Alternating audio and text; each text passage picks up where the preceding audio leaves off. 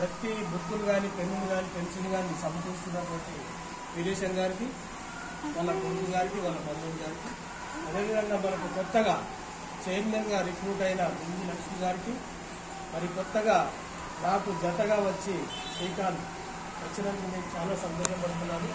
ఇప్పుడు బాగా మేము కష్టపడి తిరగడం జరుగుతుంది. రోజు ఒక గంట సేపు మేము తిరగడం జరుగుతుంది. మార్నింగ్ కొద్దిగా మేడంకు అప్పటికి మేము ఒక 1 అవర్ అదేవిధంగా ఇంతకుముందు మేడం అన్నారు, మీకు అందరూ తెలుసు కదరా స్వాతంత్రం ఎట్లా వచ్చిందో సార్ చెప్పారు కదా. ఎన్ని కష్టాలు పడితే ఎందరి త్యాగ ఫలము మనకు స్వాతంత్రం రావడం జరిగింది. మరి అదేవిధంగా అందరూ కూడా బాగా చదువుకుంటే ఆ స్వతంత్రానికి మనము న్యాయం చేసిన వాళ్ళం అవుతాము. అందరూ జాబ్స్ కావాలి, మన సార్ లాగా టీచర్ కావాలి.